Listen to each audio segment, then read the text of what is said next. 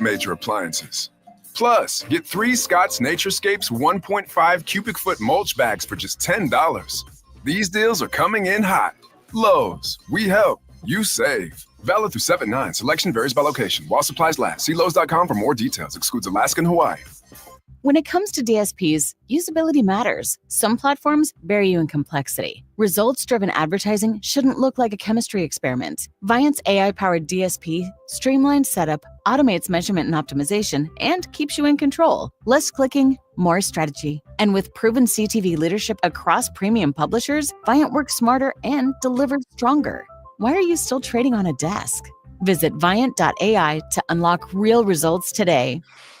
Shopping with your parents can be embarrassing. Why would they sell jeans with holes in them? I'm going to speak to the manager. Mom! That hoodie is giving. You should get it. YOLO. Thanks to the Chase mobile app, your kid can shop independently while you keep an eye on their spending. So you can go from We can be twinsies to How was shopping? Saw you stayed on budget. Thanks, Mom. freedom for kids, control for parents. That's family banking from Chase. Account subject to approval. Chase mobile app is available for select mobile devices. Message and data rates may apply. JP Morgan Chase Bank N.A. member FDIC. For more than half a century, contractors and trade professionals have relied on WeatherGuard for heavy-duty truck and van storage equipment. Not just to protect their tools, but to protect their professional reputations. Whether it's inside or outside of work vehicles, a WeatherGuard badge means pros can trust that their hard-earned name is in good hands. Since 1968 and every day since, WeatherGuard has been protecting anything it takes to build a professional reputation. WeatherGuard, established in 1968, proven every day. WeatherGuard.com. Some people just know they can save hundreds on home and auto insurance by checking Allstate first. Like to check your house sitter has the new code first before leaving for vacation. System lockout. But that's the code! Contacting authority. I'm out of here. Oh, seriously, the car too? Yeah, checking first is smart. So check Allstate first for a home and auto bundle that could save you hundreds. You're in good hands with Allstate. Not available in every state. Potential savings vary. Allstate Vehicle and Property Insurance Company and affiliates, Northbrook, Illinois. The KFH Studios, powered by Devon James Injury Lawyers. Call 888-8888. That's 888-8888. From the Accident Recovery Team Traffic Center, don't worry about me, I called ART. Traffic volume still fairly light, but as they do pick up, watch out for a slowdown around a crash. We've got a traffic accident. This is northbound on I-235, right around K96 in northwest Wichita. Traffic update from 98.7 at 1330 KNSS. The Accident Recovery Team Traffic Center. I'm Jed Chambers. Weather.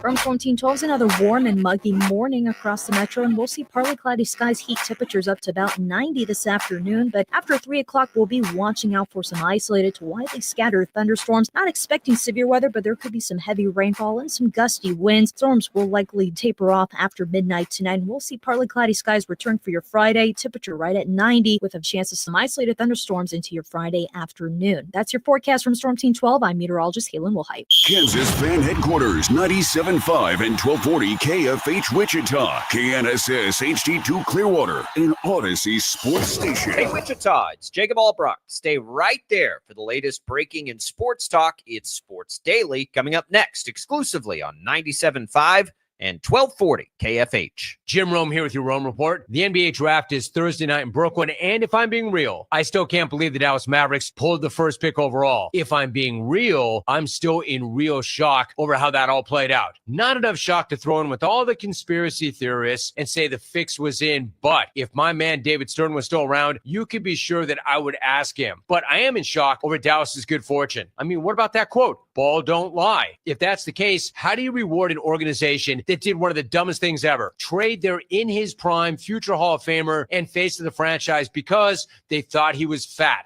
which, by the way, he no longer is. And then on top of that, how lucky is Cooper Flagg? Now Flagg, a generational talent, doesn't have to go to some sorry franchise and carry the burden of turning it around single-handedly. He gets to go to a team that was in the NBA Finals only a couple of years back and will have multiple All-Stars to run with. Good for him, good for them, and as it turns out, that ball do lie.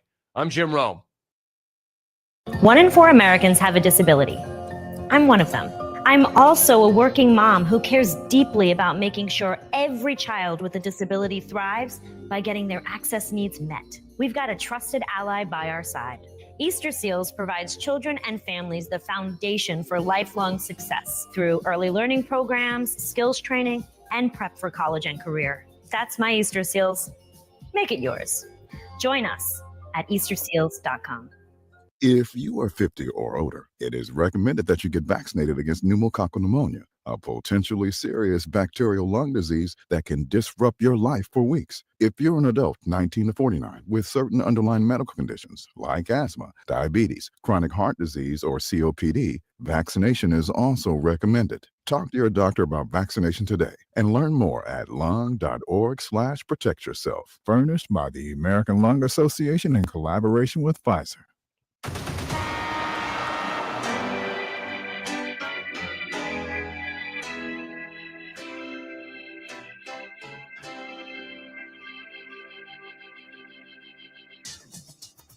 Now, from Wichita's most listened to sports radio, 97.5 and 1240 KFH. This is Sports Daily with Jacob Albrock and Tommy Kester. And today it's Jacob Albrock and TJ Cleveland. Glad to be with you on Sports Daily today here on this Thursday. The NBA draft is in the books. If that means a lot to you, it was an interesting top of the draft. And then, the draft has its drama that it always does. We'll take a look at it all from our perspective. We've got all kinds of good stuff for you coming today. We've got the Royals spiraling out of control here. Just another really frustrating performance on Wednesday night that we're dealing with there. KU adds another big piece to the roster. Literally and figuratively, perhaps, as they continue to get things wrapped up. Our K-State insider, Tim Fitzgerald, is going to join the show as he does each and every Thursday.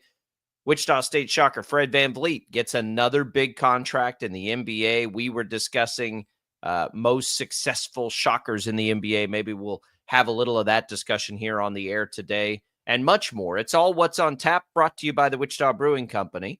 WBC celebrates the 4th with $4 beers from July 2nd through July 6th at all 3 of their brew pubs. It's a great idea if you're entertaining out-of-town visitors. Wichita Brewing Company, $4 beers to celebrate the 4th, and that'll happen at all their locations from July 2nd through July 6th.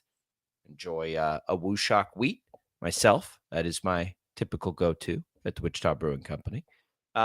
Hey, TJ, good morning. How are you? Good morning. Drove into the station this morning. Really running on fumes today. I got to a stoplight. It was a green arrow left, and sat and waited for somebody to go. So I got the nice honk at me this morning saying, "What the hell are you doing? Wake up." Yeah. So we're here. We got here, though. We're good. Wake up. We're live. We're rocking and rolling. Royals kept us up late for no reason last night, basically. That's what was happening. How much did you lock into the NBA draft? It was an interesting draft because the top is so compelling. Then I mean the very top, and then it's kind of not as much a little bit the rest of the way. I don't know why this has happened to me in the NBA draft. I think it's happened across the board. The NBA draft has always been difficult for a variety of reasons to catch what the NFL draft, all the other sports are. We just aren't quite as locked in. We see less of the players than we do that come in the NFL draft. A lot of the time there's an international flair. So they're players we've never heard of. This year, though, I mean, you look at the entire lottery here, I believe. There was one Frenchman in the lottery. Otherwise, it was all college guys. That's what I'm saying. Yeah, I was going to say, this draft is different than the past couple of years because, you take out there was no of the G League Ignite anymore. I don't think anybody's really going that route to get to the draft. The Overtime Elite didn't have anybody selected. So 24 of the first round picks were all college guys. And so I feel like it's getting back to that point, and I think the NIL is going to be a huge part of that, of us getting to see these guys play in college. So if you're a college basketball fan, there's a lot of names on there that I did recognize last night. Not to say that I was locked in on Rutgers basketball, but I knew who these guys were because they played in the Big Ten, stuff like that. So only 6 European players selected, which, I mean, it feels like last year there was 15 or 20, it feels like. So this one I was pretty locked in on. 18 of the first round, 18 picks in the first round at some point were traded picks.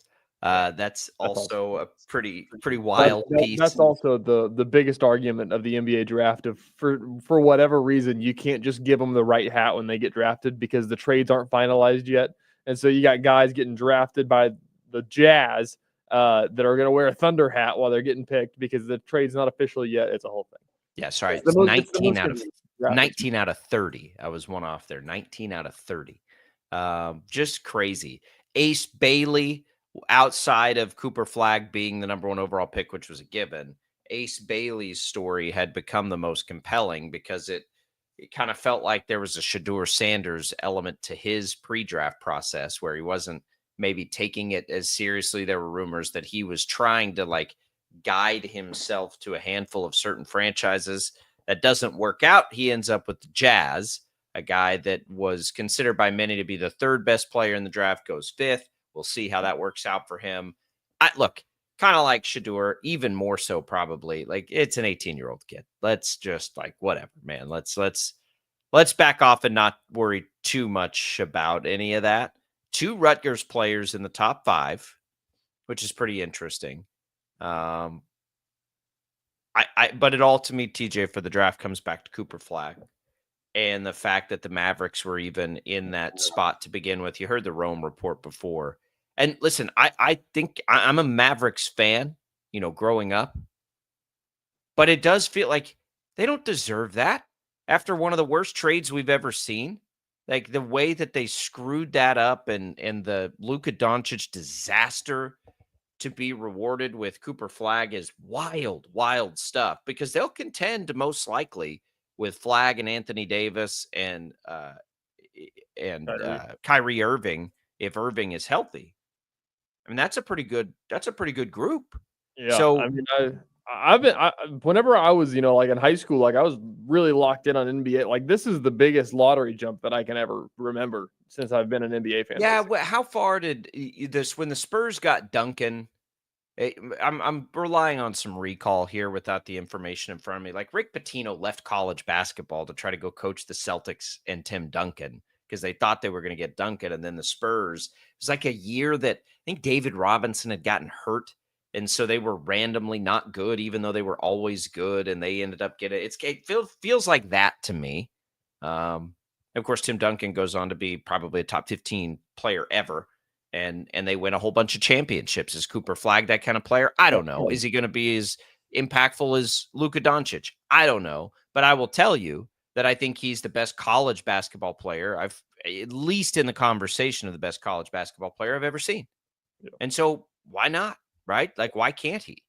I mean, he's it's the best. Just wild to think about that. Like Nico Harrison, he'll just get to ride these coattails after making maybe the worst trade I've ever seen in any sport with a Luka Doncic deal. Again, not because he traded Luka Doncic. That's dumb enough. But because you didn't get anything for, you didn't even put him out on the open market in a league where people hand out draft picks like candy. You got Cooper Flagg anyway. I don't know. I don't know what the realistic expectation is. You think about, I mean, he's the most touted first overall pick since Zion, I would imagine. You think back to the past couple of first overall picks and what was it? Richardson went first. I don't even know who went first last year. It was one of the top of my head.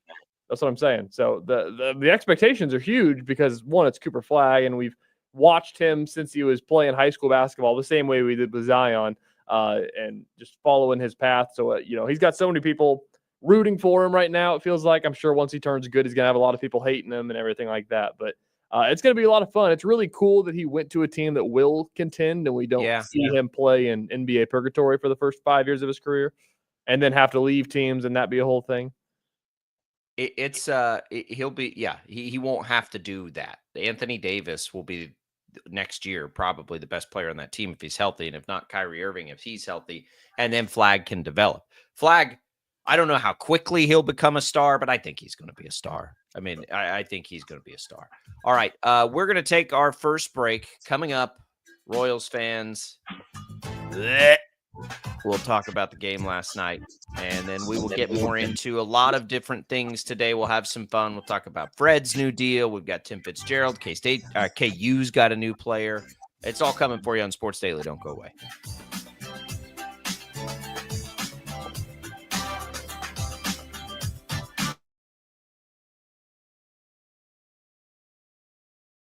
Lightning, hail, tornadoes, flooding. It's the worst of severe weather, and it's coming. Spring brings warmer temperatures, but also dangerous weather conditions. Stay up to date day or night with the Storm Team 12 weather app. You'll get accurate forecasts, so you can plan ahead and stay safe, no matter the weather. Download the Storm Team 12 weather app, brought to you by Stutzman's Greenhouse. The future of television has arrived. Next Gen TV is here with stunning video, movie theater quality sound, enhanced voice clarity, and interactive features, all upgradable for the future. Learn more at watchnextgentv.com. Sometimes people tell us, I don't get it, it's just tea. But let me tell you, we are so much more than just tea. With 20 plus flavors of sweet and unsweet iced tea, the possibilities are endless. Come on in and try them all for free to find your favorite or get us on the go for your busy lifestyle. And don't miss happy hour every day. So the next time someone tells you it's just tea, tell them to come by and find out why we say, drink tea, be happy. They're not just the canvas of our imagination. They tell a story. Clouds affect the events of your day. Sometimes they growl, sometimes they inspire, but they're always the messengers of nature's mood written in the sky. Storm Team 12 understands the language of clouds. We're dedicated to decoding their message so you know what to expect. Behind every cloud, there is a story waiting to be told. Trust Ross Jansen and Storm Team 12, alerting you first to the impact on your life. Jim Rome here, lighting up your afternoons on The Jim Rome Show. Catch me starting at 2 on Wichita's #1 sports radio, Kansas Fan Headquarters, 97.5 and 1240 KFH.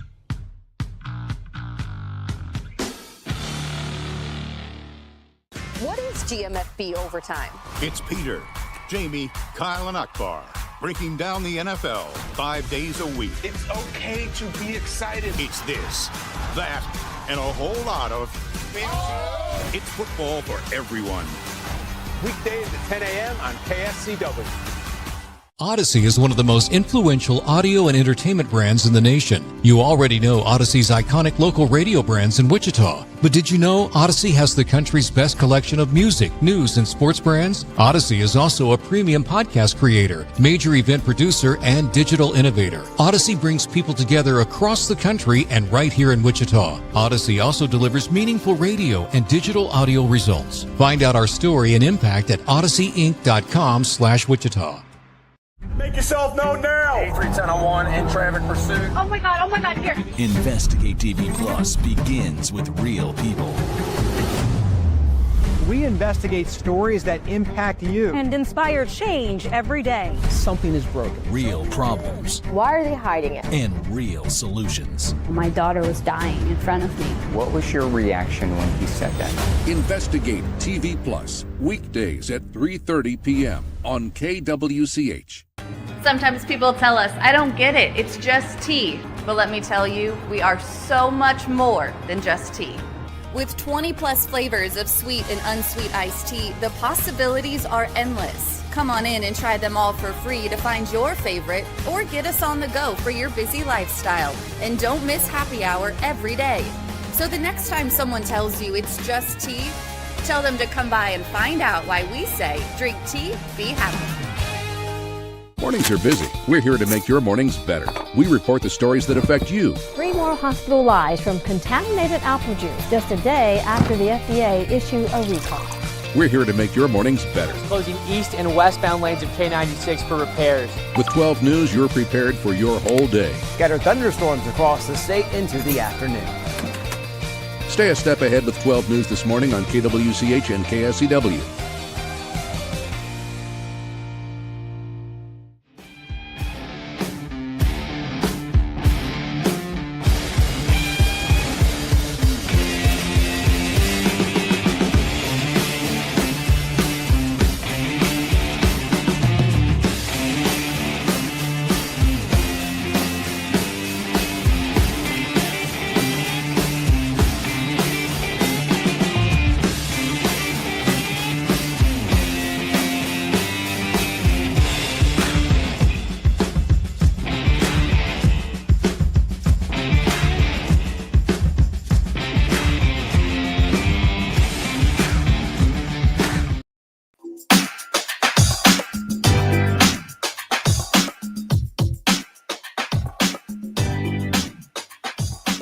All right, welcome back into Sports Daily. Jacob's out putting out fires, I imagine. When he gets back, we're going to start getting into this Kansas City Royals game. If you missed it last night, they fall 3-0 to the Tampa Bay Rays. Already a series loss, and that makes it 4 straight losses for the Kansas City Royals. The offense with another 0 on the board. They get 3 hit last night by Rasmussen from the Rays.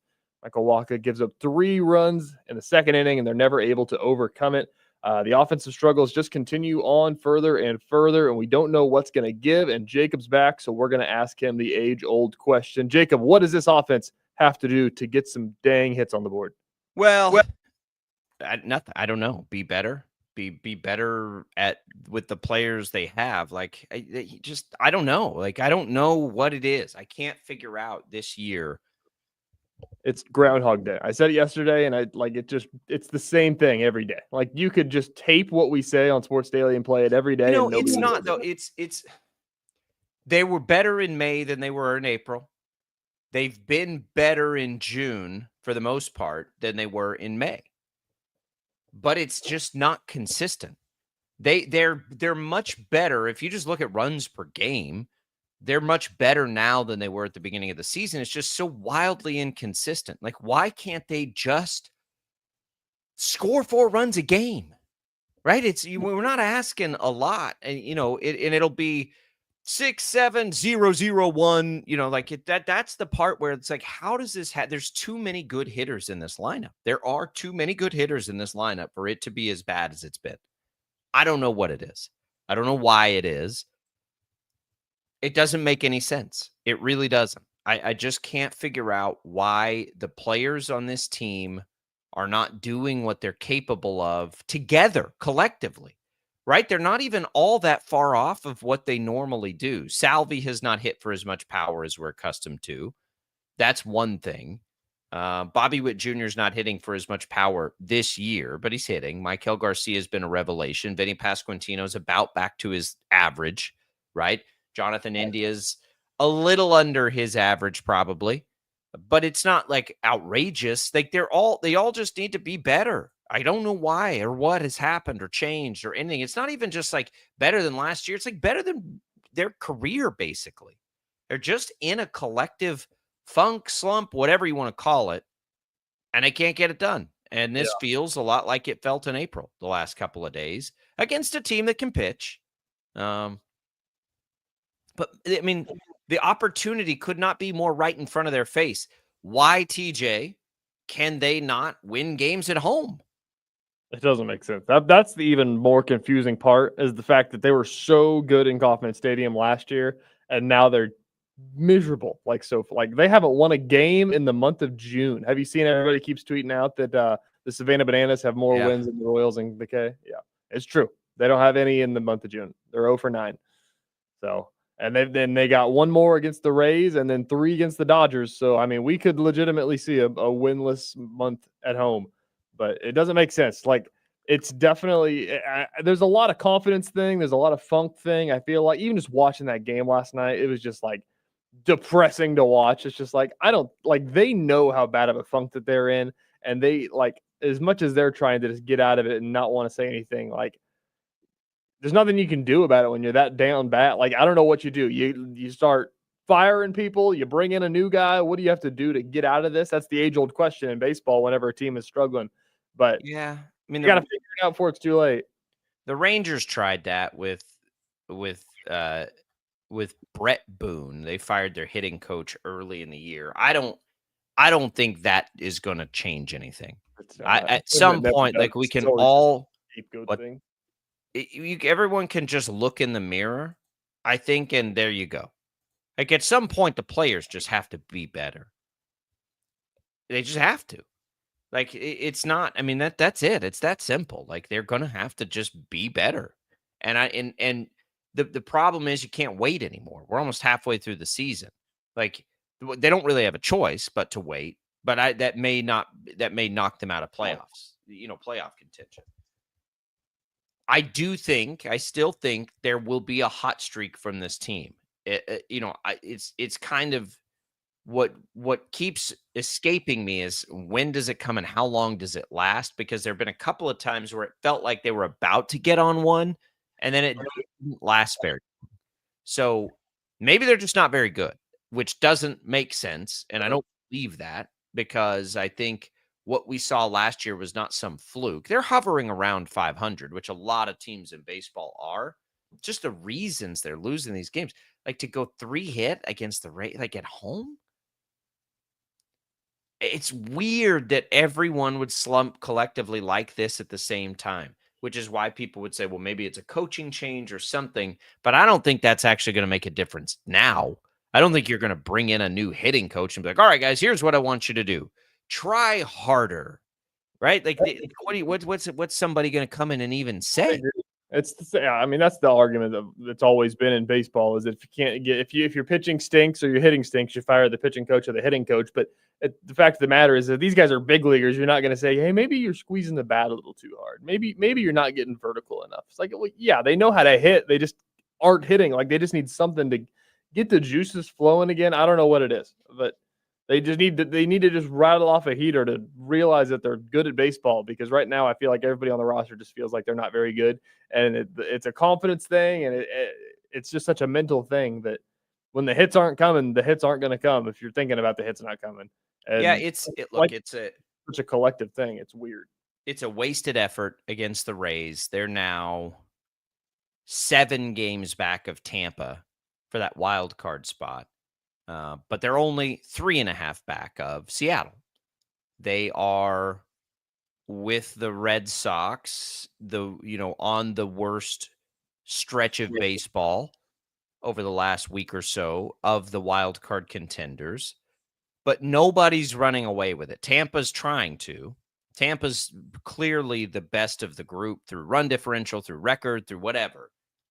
But everyone else is kind of right there, like everyone else is kind of in the same boat.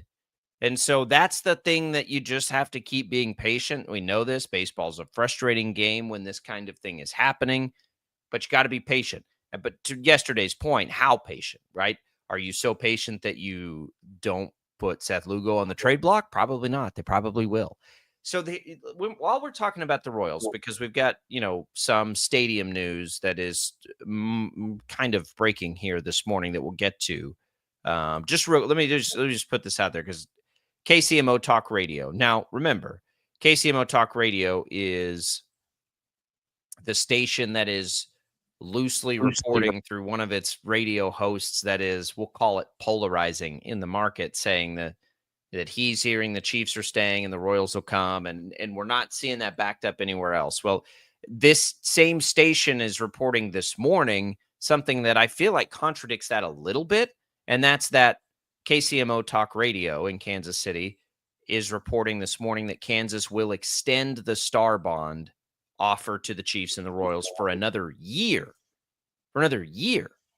Now, this falls into our purview a little bit more. We will get to the bottom of that likely today, if not this morning, through 12 News. We'll put some reporters on it here to call our lawmakers and see if that's true. But if that outlet's earlier reporting that decisions have already been made don't make a lot of sense to the star bond extension, at least on the surface, unless they're in theory and they just need more time to iron out the details. I don't want to discount that station's reporting. I'm just saying it's not being reported anywhere else, so let's be cautious with it. But I mean, we've thought it was a hard deadline for Kansas. Maybe it's not. They've been kind of saying things lately like, well, we could extend it if there's an agreement in place. So I don't know, but that reporting is out there. Just FYI for everybody. That came down just a few minutes ago here this morning. We'll keep our ear to the ground on that as it pertains to the Chiefs, the Royals. Maybe we'll have something more by the end of the show.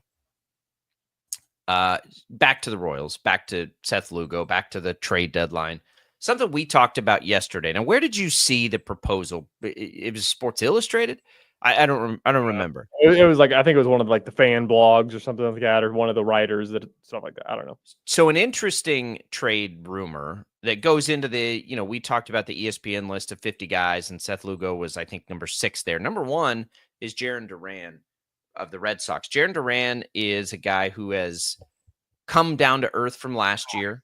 He's been a little bit polarizing Remember, he said something he shouldn't say in the outfield for the Red Sox and got in a little trouble for that. But he's been a pretty good player. He's got a lot of control left, and he is a name that is being connected to the Royals just because I think everybody that follows this would see it as, yeah, that would actually make a lot of sense for the Royals. Seth Lugo's also on that list. Boston, I don't think, is trading Jarren Duran for Seth Lugo. Boston's trying to sell. Seth Lugo is more of a rental. But Duran has a lot of control, DJ. And as the Royals have searched for that position and have somewhat of an abundance of good young starting pitching, it is a trade partnership that could make a lot of sense, I think, for both sides. I think it was Jeff Passan actually that started floating out the idea of Jarren Duran to the Royals just because of where they were. But the thing is, I think that was about a month ago whenever they were still in pretty much contender mode. Now it's kind of like if they're skidding, like what are they? Because like you said, they're not going to take Seth Lugo. They would have to buy Jarren Duran. So I don't know what the piece would be. I don't know if that's like a Noah Cameron for Jarren Duran type of thing. That's the one I think we got to talk about. So I don't know. It would be more than just Noah Cameron because Duran under control is a more valuable asset. So, the thing is, I agree. Like it'd be cool because he's got a lot of control, and it's not like a buy to win now. So in that theory, it's good. But in the same breath, like if the Royals keep skidding, are they in any place to buy anything? Yes, they are. And that's where I think the conversation gets really interesting.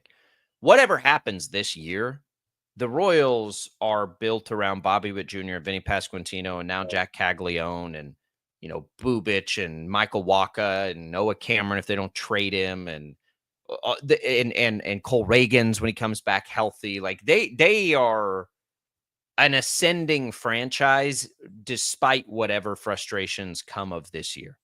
So that's why they're in this interesting boat of where it looked like they were very obvious buyers now to potentially half-assed sellers, we'll call it, if they were to trade Lugo, but try to still keep building, which I don't think is a bad idea.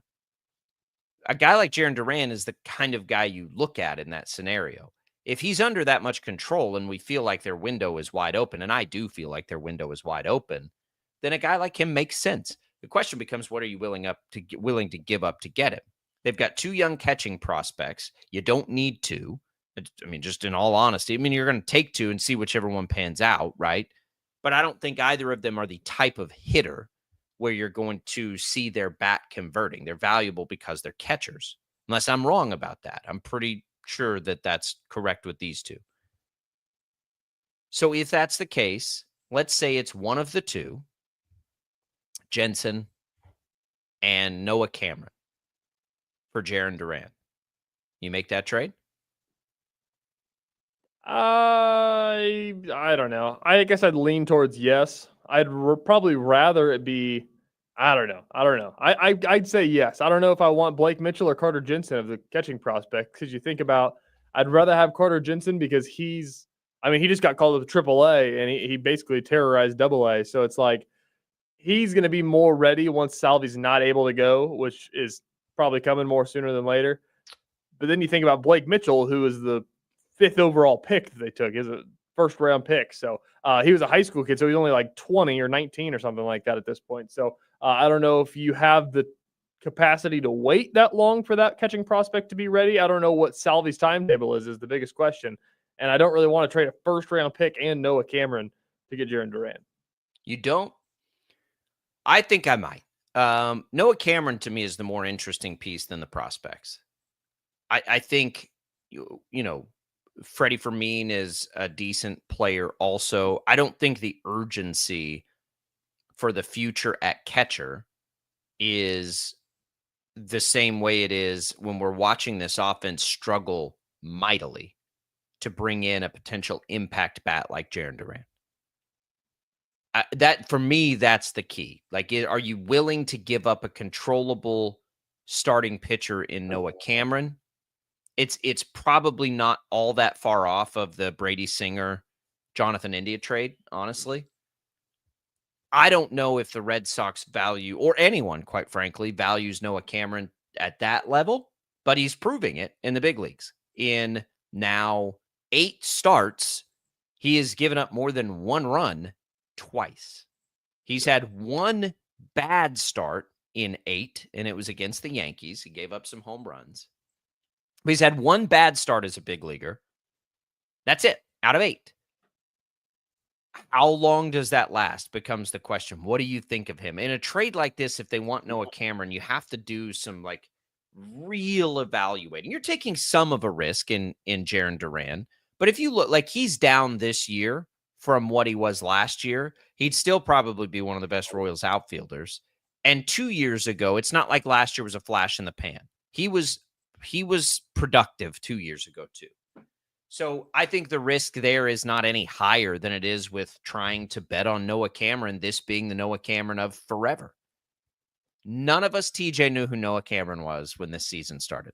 Okay, let's be honest. He was a prospect. Brandon Zinner did, okay? St. Joe Central. He was a prospect for the Royals and a mid-level prospect, a fine prospect. But nobody saw this coming from him. Sometimes you have to be realistic too. What are the chances? Now, the Rangers probably thought the same thing about Cole Reagans. They didn't really have a place for Cole Reagans at the time. He was a pretty good pitching prospect, kind of stuck there, felt like maybe a quadruple A type player, gets called up, boom, never looks back, except for the injuries this year, of course. So that, that's in there too. You could have that happen with Noah Cameron. But in a best case scenario, let's say Noah Cameron is what he looks like right now. But Jarren Duran is somewhere in between what we saw last year and what we're seeing this year. Would you still not make that trade for an everyday player? I mean, I guess I probably would. I think I feel comfortable enough to make that trade and trade Noah Cameron based on how the rest of the pitching staff has done and how much control you basically have over them. You still have years on Chris Bubic. At least 2 years on Chris Bubic, and then Michael Wacha just re-signed. So you've got the space to do it. Cole Reagans just got avoided arbitration. So I'd say yes, but it depends on obviously it's just kind of a shot at a dartboard if Duran's going to return to the player he was or if he's going to struggle. He hit 8 home runs in 2023, then he hit 21 in 2024. So, it's night and day difference. So, but honestly, what he's done right now is better than what the Royals outfield has been this year. That's what I'm saying. He's an upgrade. Even if he's not what he was last year, he'll be an upgrade. Reagans is only under control. He'll be under control 1, 2, 3 more years. So you've got him, Bubic for another 2. You got Wacha for another 3. That's enough to probably build a rotation around. You've also got Daniel Lynch that you could try to convert back, and you'll have Alec Marsh at some point. I think they are at a strength here. Now, the interesting part is Seth Lugo. What do they get back for him? That could also soften the blow because I'm telling you, Noah Cameron's not going to be enough to get Jarren Duran, but Noah Cameron and one of those catching prospects probably would be. I'll make the trade if they trade Seth Lugo for prospects. And then you've got the prospects there, right? So just things to think about with the Royals, because these don't even matter. None of the trades we're talking about right now really would be impacted by how good or bad they play over the next 3 weeks. They're trades you could make anyway. All right, when we come back, we'll take a look at this news out of Kansas City potentially on the stadiums. We'll have that for you. Don't go away. More Sports Daily right after this.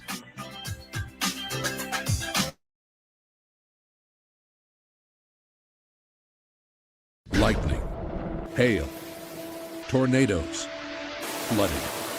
It's the worst of severe weather, and it's coming. Spring brings warmer temperatures, but also dangerous weather conditions. Stay up to date day or night with the Storm Team 12 weather app. You'll get accurate forecasts, so you can plan ahead and stay safe, no matter the weather. Download the Storm Team 12 weather app, brought to you by Stutzman's Greenhouse. The future of television has arrived. Next Gen TV is here with stunning video, movie theater quality sound, enhanced voice clarity, and interactive features, all upgradable for the future. Learn more at watchnextgentv.com. Sometimes people tell us, I don't get it, it's just tea. But let me tell you, we are so much more than just tea. With 20 plus flavors of sweet and unsweet iced tea, the possibilities are endless. Come on in and try them all for free to find your favorite or get us on the go for your busy lifestyle. And don't miss happy hour every day. So the next time someone tells you it's just tea, tell them to come by and find out why we say drink tea, be happy. They're not just the canvas of our imagination. They tell a story. Clouds affect the events of your day. Sometimes they growl, sometimes they inspire, but they're always the messengers of nature's mood, written in the sky. Storm Team 12 understands the language of clouds. We're dedicated to decoding their message so you know what to expect. Behind every cloud, there is a story waiting to be told. Trust Ross Jansen and Storm Team 12, alerting you first to the impact on your life. Jim Rome here, lighting up your afternoons on The Jim Rome Show. Catch me starting at 2 on Wichita's #1 sports radio, Kansas Fan Headquarters, 97.5 and 1240 KFH.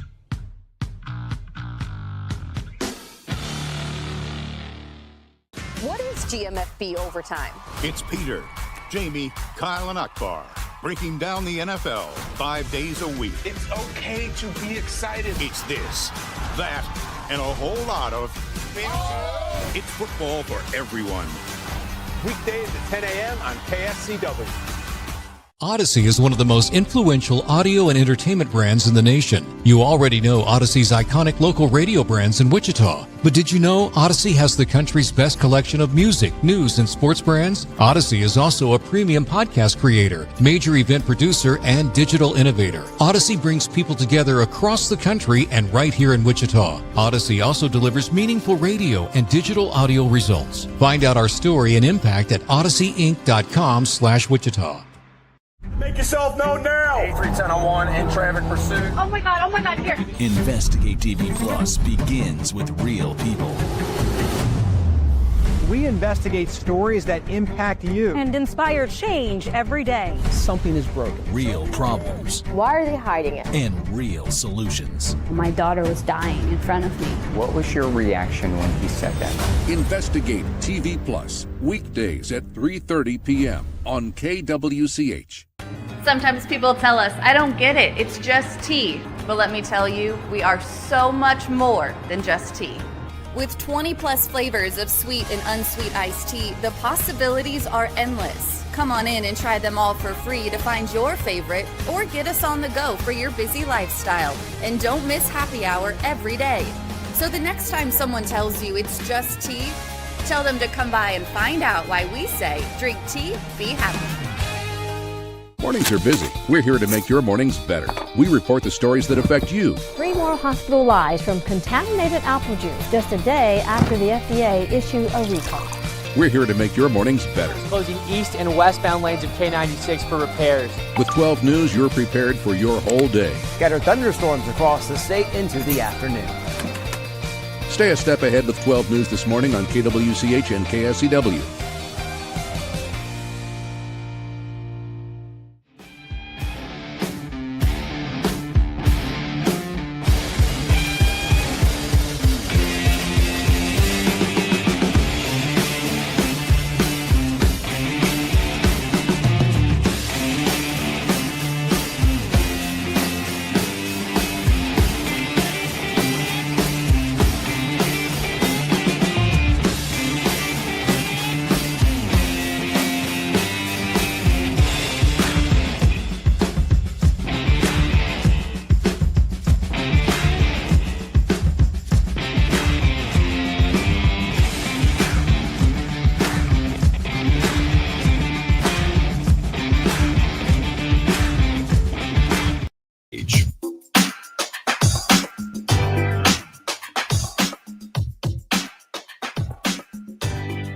All right. Welcome back in, everybody. It is Sports Daily. It's Tex and TJ.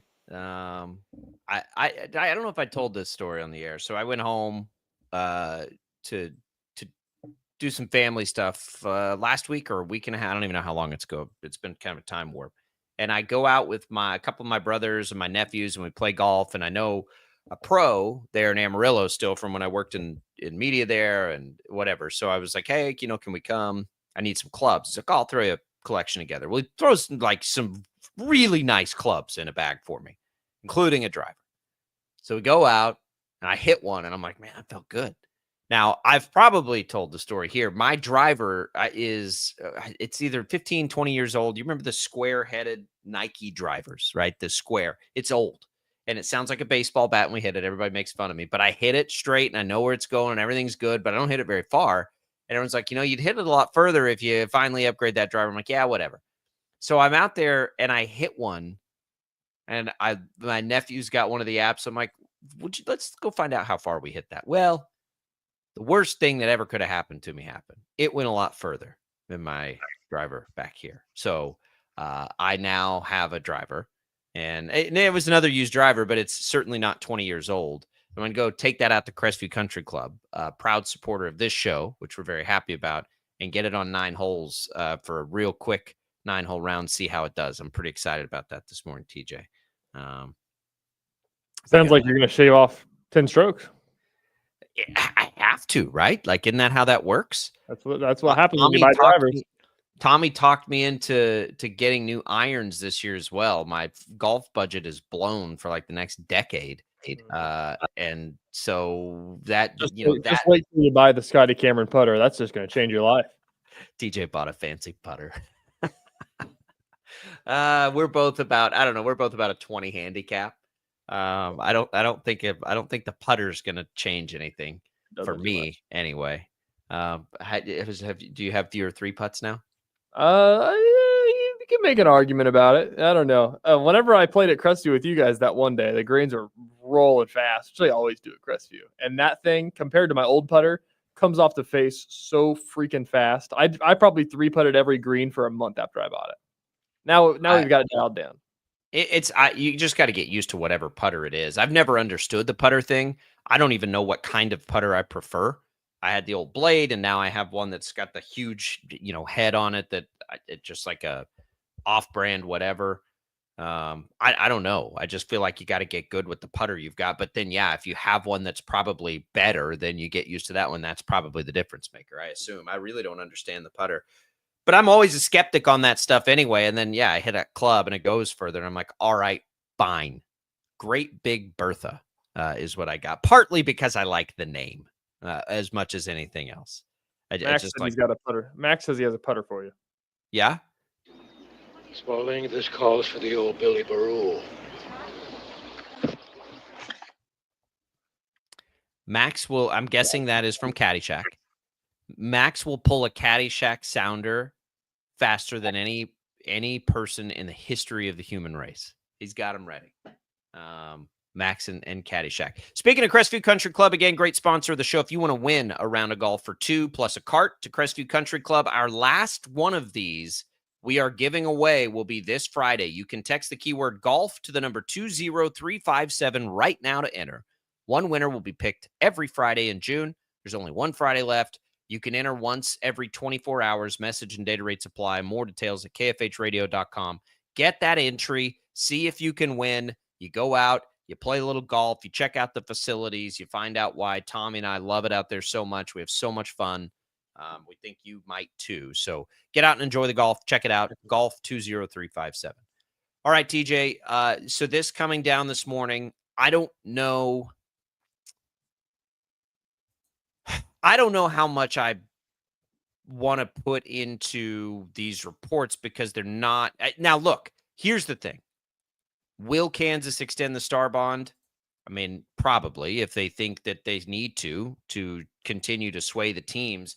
I think this is evolved from, and this is the way it should go, right? In this sort of thing. Kansas draws a line in the sand and says, we got to have a deadline by this point. It's a negotiating tactic, putting the pressure on Missouri as much as it's putting the pressure on the Chiefs or the Royals. Then Missouri comes up with its, legislation, and now Kansas is going to have to probably counter, at least when it comes to the Chiefs. So they just extend it. It doesn't hurt anything. It doesn't harm anything. It doesn't. If this report is true, and it probably is, then yeah, they extend the star bond. Why wouldn't they? Right?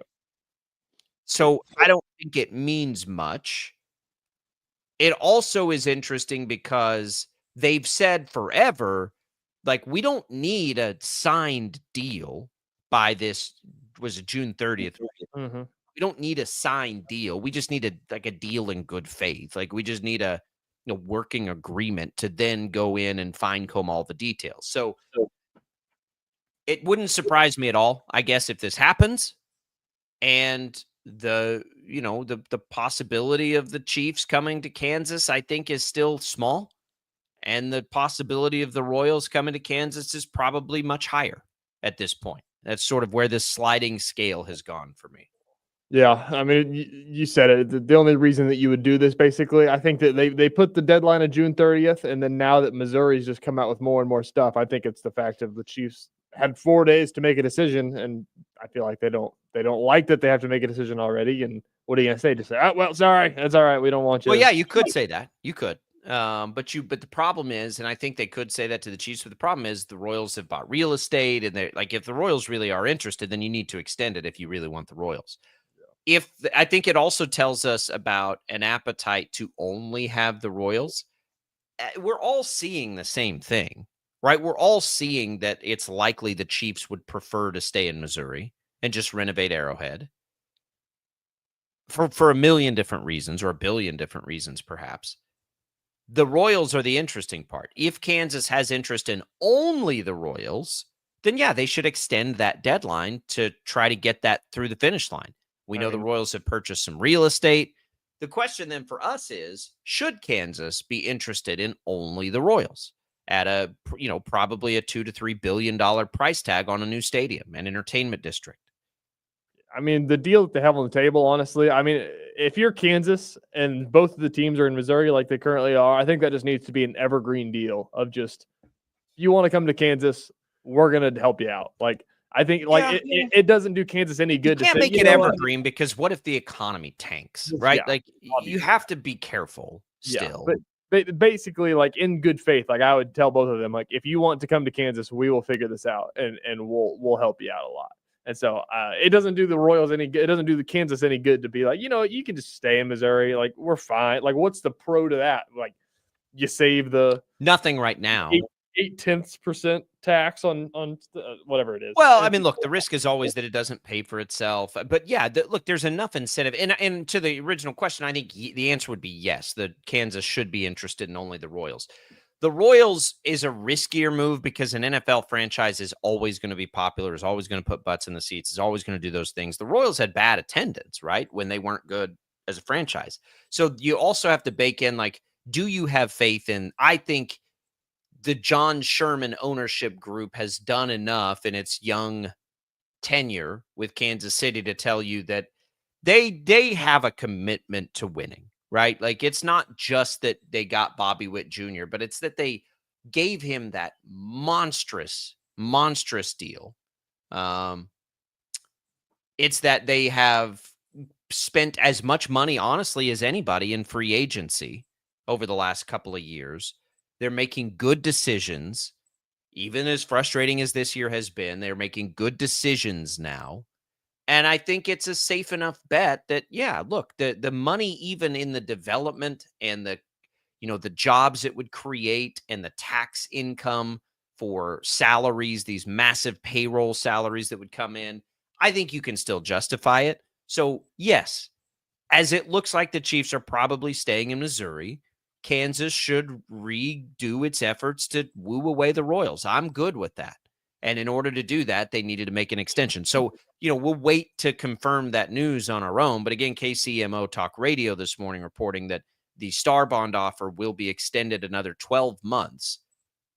I mean, it makes sense. It makes sense, and I think it's fine. It's a counter to a very aggressive, finally, offer from the state of Missouri. And I have no problem with that. That's a negotiation. That's how this works. You draw your line in the sand, and then you're willing to erase that line pretty quickly when you need to. I'm wondering, I wonder what your take on this. We haven't talked about this. Is the real estate that the Royals bought, the whole idea of everything that they were doing was always originally a new stadium, but they wanted downtown baseball, and that got vetoed, basically. That's not a thing anymore. Like it really Well, I think they would like for it to be a thing. I think their first choice would be yes, to be downtown. Yeah, I don't know what capacity that could happen anymore after the vote got denied. But anyways, if they move to Kansas where they got this real estate, like how does that, like, can they build around that? I think that's a huge factor into how successful this will be, is the fact of, is it just going to be a stadium in suburban Olathe, or an Overland Park, or is it going to be turned into a ballpark village around it? How much is Kansas going to invest in the area around the stadium? If they go to Legends, which is what that'd be perfect. KCMO reports, they can buy real estate and not do anything with it. They've got a lot of money. Real estate's one of those things that over time doesn't typically lose its value. So they bought that other real estate, which I'm not familiar with, that Sprint area or whatever. Mm-hmm. They bought that. They can sell it. Like, it's not like they eat the money. Like, they just would, over time, they would just turn around and sell it.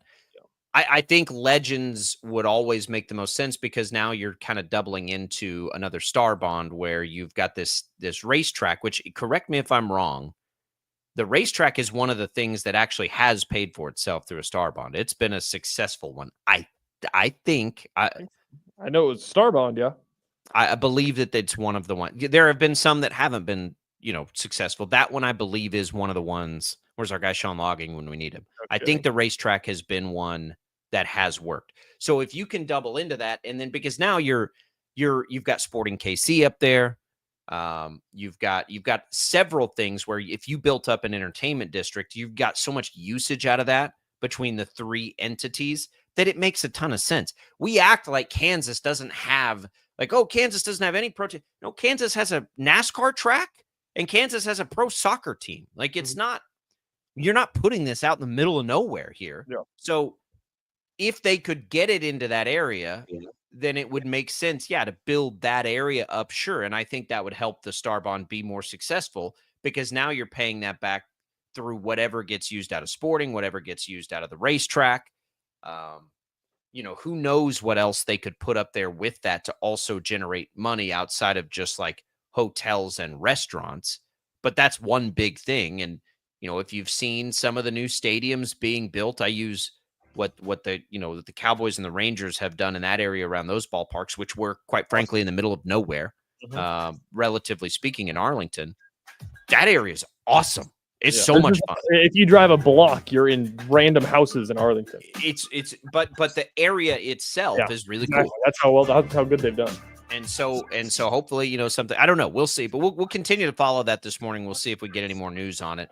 Coming up at hour number 2, our guy Tim Fitzgerald stops by. We got to talk about this new KU player, maybe a little bit more on the NBA draft. A lot to get to here on Sports Daily. Don't go away.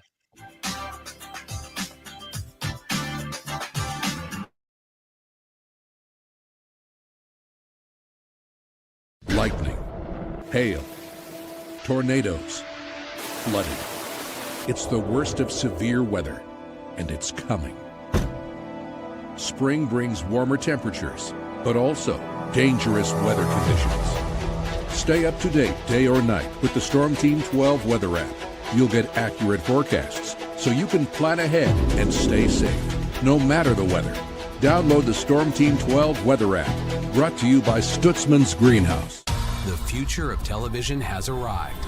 Next Gen TV is here with stunning video, movie theater quality sound, enhanced voice clarity, and interactive features, all upgradable for the future. Learn more at watchnextgentv.com. Sometimes people tell us, I don't get it, it's just tea. But let me tell you, we are so much more than just tea. With 20 plus flavors of sweet and unsweet iced tea, the possibilities are endless. Come on in and try them all for free to find your favorite, or get us on the go for your busy lifestyle. And don't miss happy hour every day. So the next time someone tells you it's just tea, tell them to come by and find out why we say, drink tea, be happy. They're not just the canvas of our imagination. They tell a story. Clouds affect the events of your day. Sometimes they growl, sometimes they inspire, but they're always the messengers of nature's mood, written in the sky. Storm Team 12 understands the language of clouds. We're dedicated to decoding their message, so you know what to expect. Behind every cloud, there is a story waiting to be told. Trust Ross Jansen and Storm Team 12, alerting you first to the impact on your life. Jim Rome here, lighting up your afternoons on The Jim Rome Show. Catch me starting at 2 on Wichita's #1 sports radio, Kansas Fan Headquarters, 97.5 and 1240 KFH.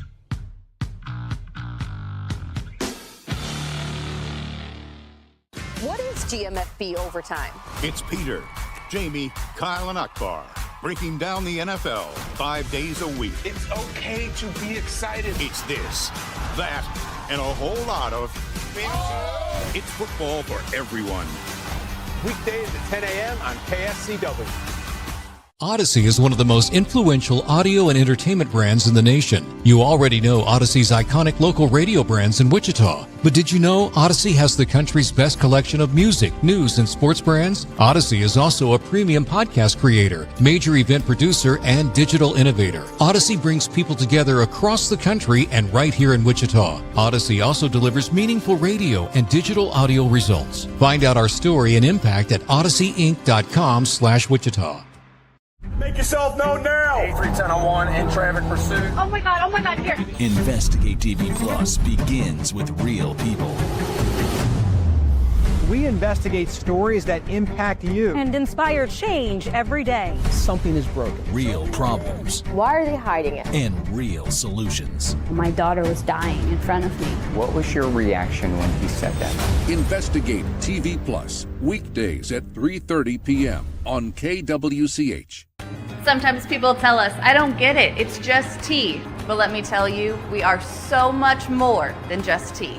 With 20 plus flavors of sweet and unsweet iced tea, the possibilities are endless. Come on in and try them all for free to find your favorite or get us on the go for your busy lifestyle. And don't miss happy hour every day. So the next time someone tells you it's just tea, tell them to come by and find out why we say drink tea, be happy.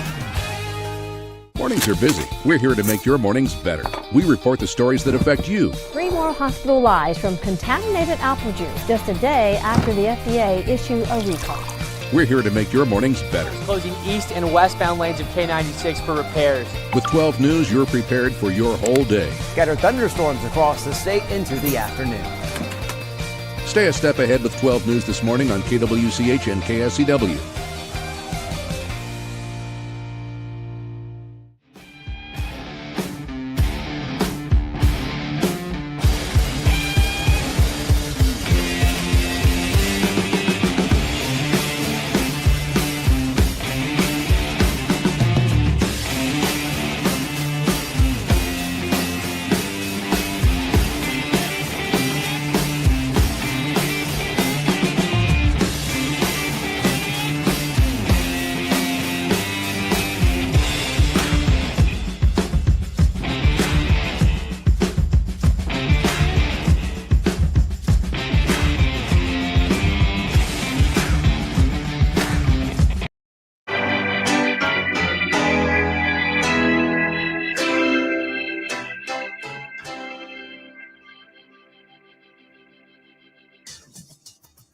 Now, from Wichita's most listened to sports radio, 97.5 and 1240 KFH. This is Sports Daily with Jacob Albrock and Tommy Kester. Welcome in for another hour. Jacob Albrock and TJ Cleveland in for Tommy today. Brandon Zinner will be in tomorrow. Max Powers producing for us. 869-1240 is the number to call. You can also get in touch with us through our video streams. Thanks for watching us on 12 News Connected. You can also see us on Facebook, on YouTube, on X. You can leave comments there. We can get those out over the air. Or you can leave us voice messages through the Odyssey app always here on KFH. That app is available to get the show in podcast form, which is always a lot of fun. All of this coming in this hour, we're going to get you some KU talk on the new basketball edition made yesterday. We're going to get our K-State insider, Tim Fitzgerald, in today to talk about everything going on with the Wildcats. We can more on the Royals, more on the NBA draft, more on the stadium talk. It's all coming for you in this second hour, and it is all what's on tap, brought to you by the Wichita Brewing Company, WBC, celebrating the 4th with $4 beers from July 2nd through July 6th at all 3 of their brew pubs, which are East and West, and, of course, in historic Delano. A great idea if you're entertaining any out-of-town visitors. Wichita Brewing Company, $4 beers from July 2nd through the 6th. Welcome back in here. We will give away some HTO this hour as well. Want to say thanks to Prairie Fire Coffee for keeping us fueled up here. TJ was falling asleep at stoplights. Good news is you go in, you got I call it a vat of Prairie Fire coffee, right there in the break room of Nice. Odyssey to keep everybody on their toes each and every morning here, as we are on this Thursday. It turned into a pretty busy show here. You got trade rumors for the Royals that are really interesting, the NBA draft, TJ, and a KU roster edition that we thought was possible. Shreyas Lotta mentioned it yesterday. I mean, it's just like real quick. They go and they get their big. They get Paul Mbia from NC State. Now, he's only from NC State in the sense that he was committed to NC State. He didn't play at NC State.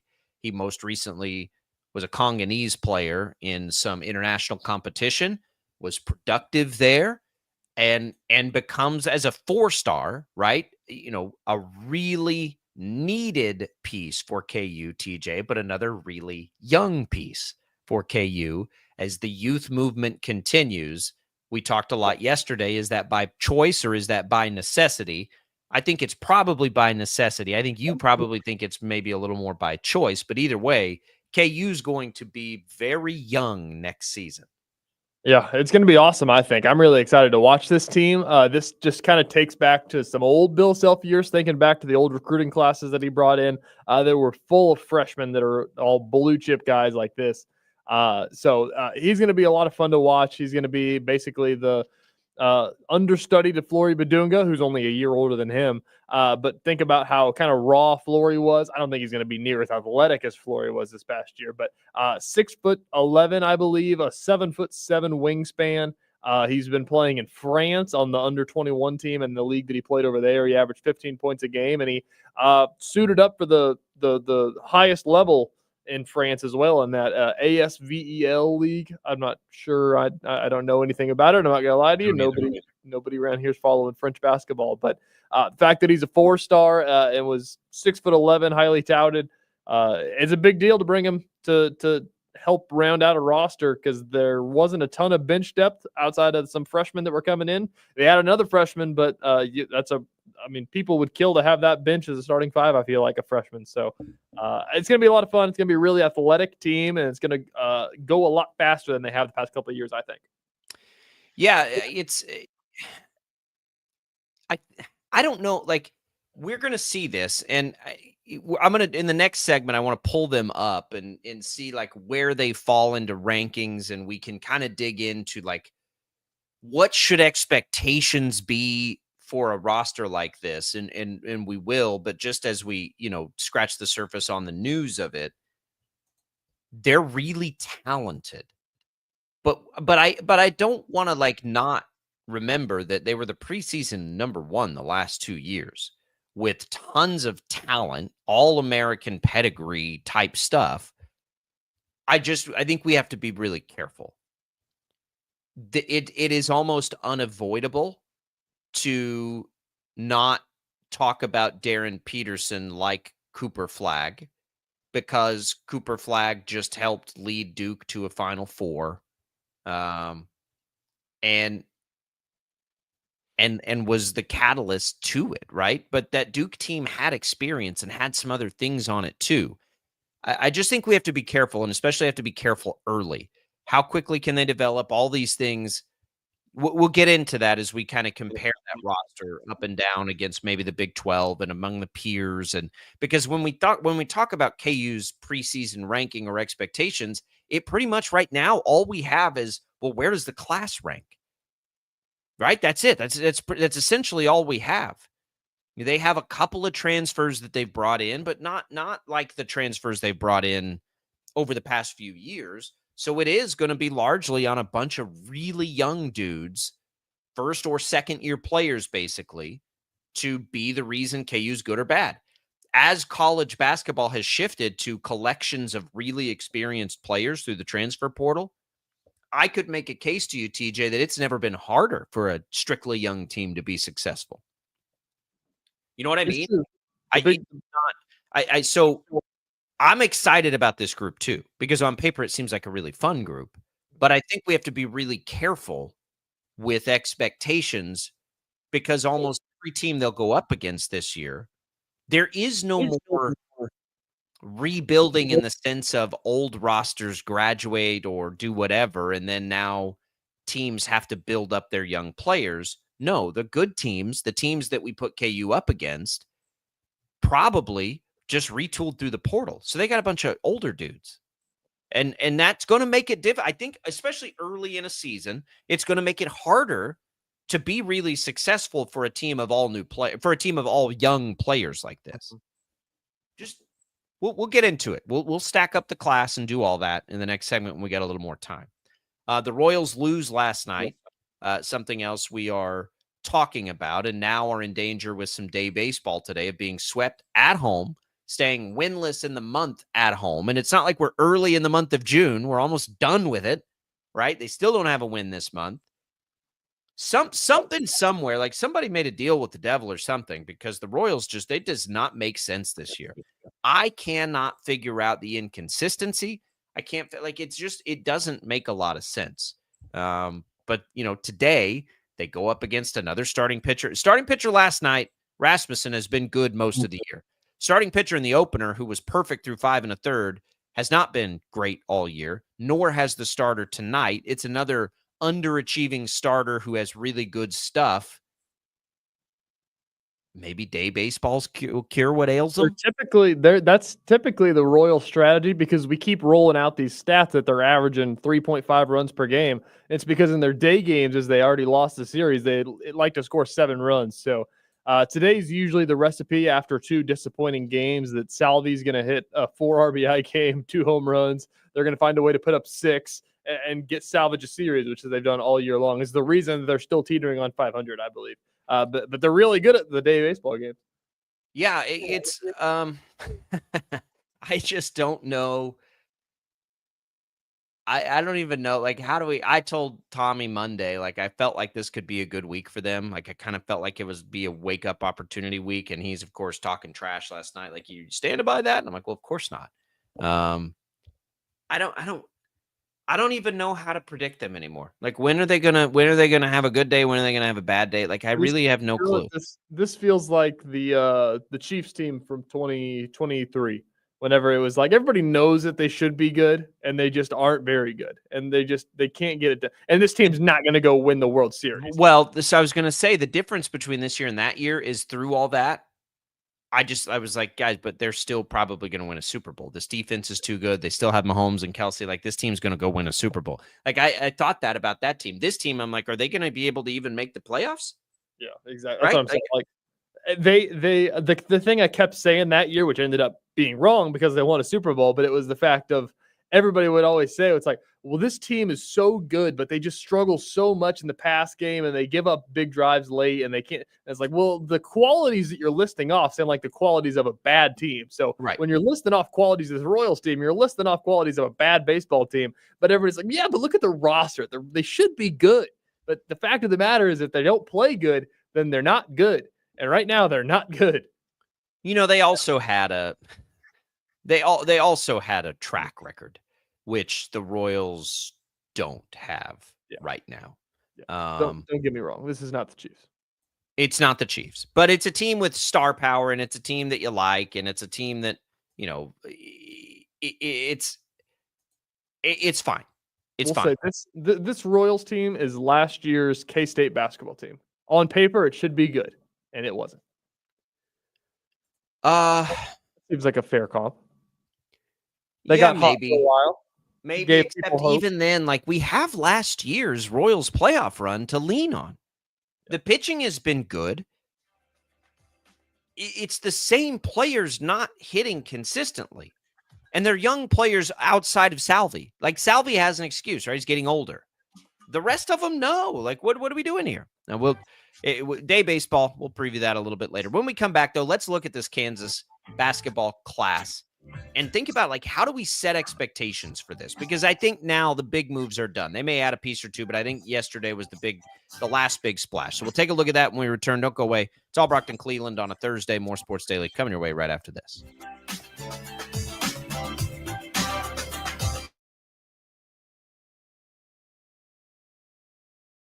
Lightning, hail, tornadoes, flooding. It's the worst of severe weather. and it's coming. Spring brings warmer temperatures, but also dangerous weather conditions. Stay up to date day or night with the Storm Team 12 weather app. You'll get accurate forecasts so you can plan ahead and stay safe, no matter the weather. Download the Storm Team 12 weather app, brought to you by Stutzman's Greenhouse. The future of television has arrived. Next Gen TV is here with stunning video, movie theater quality sound, enhanced voice clarity, and interactive features, all upgradable for the future. Learn more at watchnextgentv.com. Sometimes people tell us, I don't get it, it's just tea. But let me tell you, we are so much more than just tea. With 20 plus flavors of sweet and unsweet iced tea, the possibilities are endless. Come on in and try them all for free to find your favorite or get us on the go for your busy lifestyle. And don't miss happy hour every day.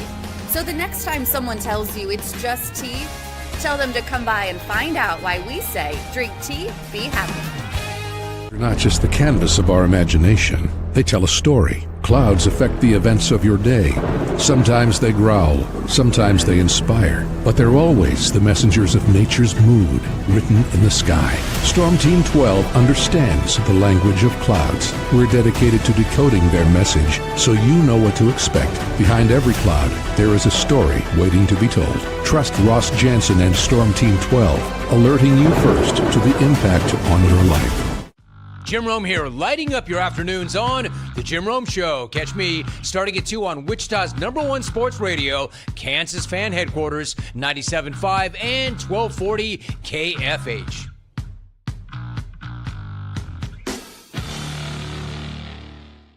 What is GMFB overtime? It's Peter, Jamie, Kyle, and Akbar breaking down the NFL 5 days a week. It's okay to be excited. It's this, that, and a whole lot of fantasy. It's football for everyone. Weekdays at 10 a.m. on KSCW. Odyssey is one of the most influential audio and entertainment brands in the nation. You already know Odyssey's iconic local radio brands in Wichita. But did you know Odyssey has the country's best collection of music, news, and sports brands? Odyssey is also a premium podcast creator, major event producer, and digital innovator. Odyssey brings people together across the country and right here in Wichita. Odyssey also delivers meaningful radio and digital audio results. Find out our story and impact at odysseyinc.com/Wichita. Make yourself known now. 83101 in traffic pursuit. Oh my God, here. Investigate TV Plus begins with real people. We investigate stories that impact you. And inspire change every day. Something is broken. Real problems. Why are they hiding it? And real solutions. My daughter was dying in front of me. What was your reaction when he said that? Investigate TV Plus, weekdays at 3:30 p.m. on KWCH. Sometimes people tell us, I don't get it, it's just tea. But let me tell you, we are so much more than just tea. With 20 plus flavors of sweet and unsweet iced tea, the possibilities are endless. Come on in and try them all for free to find your favorite or get us on the go for your busy lifestyle. And don't miss happy hour every day. So the next time someone tells you it's just tea, tell them to come by and find out why we say, drink tea, be happy. Mornings are busy. We're here to make your mornings better. We report the stories that affect you. 3 more hospital lies from contaminated apple juice just a day after the FDA issued a recall. We're here to make your mornings better. Closing east and westbound lanes of K96 for repairs. With 12 News, you're prepared for your whole day. Scattered thunderstorms across the state into the afternoon. Stay a step ahead with 12 News this morning on KWCH and KSCW.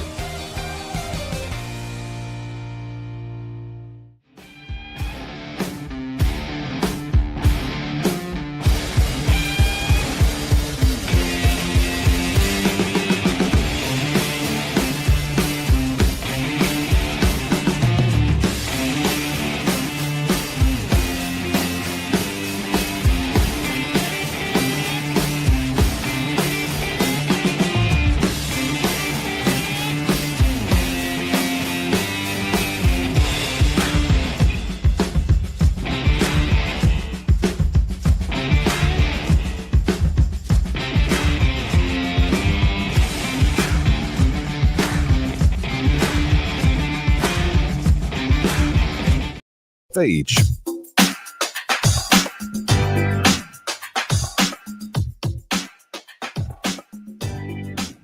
All right, welcome back in, everybody. It is Sports Daily. It is Jacob Albrock, TJ Cleveland here with you on this Thursday.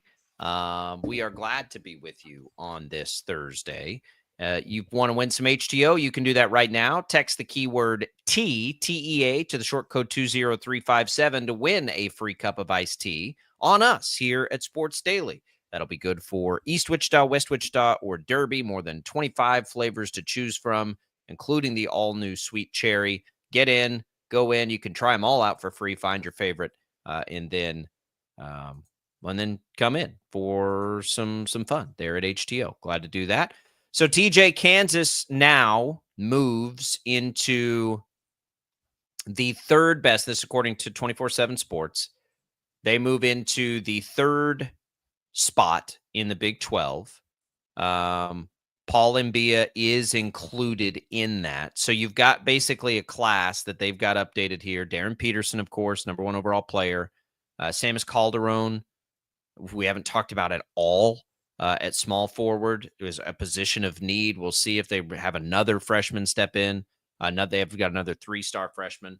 And then Cole Rosario reclassed on Tuesday and becomes a shooting guard they think could get in. So we think Peterson will run the 1. Rosario in his reclassification becomes a top 75 player. He was top 30 next year. And then Paul Mbia comes in and is another 4-star, probably top 100-ish type of player, but helps fill a position of need. Of course, they bring back, their center that they think is going to be awesome. So Mbia is going to be we think maybe it could be a 4. Maybe they can put them both on the floor at the same time. But then the transfers are Melvin Council coming in from St. Bonaventure, Trey White from Illinois, and Jaden Dawson from Loyola. A lot of guards, guard heavy. You might remember Marco Jackson and Jamari McDowell, both guards, are going to come back and be on the roster. So there's a ton of guards. They'll be probably fine there. Almost all inexperienced, though. But it's an interesting class, right? Like, it's an interesting group when you look at it collectively. When you look all across basketball, Kansas right now is ranked 4th with this class behind Duke, Houston, Arizona. So here come the expectations again. I suspect this will probably be a preseason top 15 type team. Yeah, they've also got Bryson Tiller, who's a 4-star guy that reclassified and redshirted last year, so he's going to be a true freshman as well. He just redshirted this team last year. He was a 4-star, top 50 player. So I mean, when you look at the freshmen coming in on this team, you've got 4 4-stars and a 5-star to go along with Flory Badunga, who was a 5-star, and then joining your 3 transfers that are all end up being 4-star transfers. So that's a pretty good class. For a time there, we thought that we didn't know what was happening because there wasn't a team on to put together to put on the floor, basically. So I agree. I think it's going to be a top 15 team. When you think about the freshman classes across the country, when you look at the overall team rankings of the classes they've got them 4th in the Big 12 because Houston's gotten 3 5-stars right now. So it's going to be a tough Big 12 as it always is, but I do like the way that their roster's going. I need to find a way to compare this year over year with former KU classes because that's got to be up there. Yeah, it's up there for sure. And I think, with Flory, who, by the way, yesterday, TJ and I were racking our brains. It's like, I know there's another Congolese as they bring in Mbia. I know they've had another Congolese player recently. We went through all the centers. It's Flory. Yeah, he played high school basketball here. Flory's from the Congo too, which is a really cool piece to this. I haven't really thought about that, but maybe that helps Mbia transition over. But he's the piece that has not been talked about enough. It was a little bit weird and rocky and like it was a little strange how he went into the portal. A lot of people, I don't know if you did, called me crazy when I said, I think he's coming back. I think this is a power play to just reset a little bit. And he did. And I'm glad he did because it seemed too perfect a fit for him not to come back. I don't think that I thought that he was coming back, but I did think that it didn't make any sense why he would leave because anything that he could want, Kansas has more of than anyone else. If he wants playing time, he can play every minute at Kansas next year. History of a coach who sends centers to the league better than any other coach. Like all of the things were there for him at Kansas and are. And he is a player that tantalized us, a raw talent. Now, though, with an opportunity and no Hunter Dickinson in his way to become a force in college basketball. We know he'll probably be a defensive force.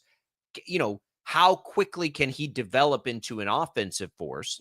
Again, Bill Self is really good at doing, right? There's not a coach in America that has more and better offense from a 5 than Bill Self does. Forever. This has happened forever. You go back, and that's been the case. So that piece fitting makes a ton of sense, right? I think you start there as much as you start with Darren Peterson. Badunga's coming back. He got a lot of experience last year. That's where probably more experience on this roster is coming than anywhere else.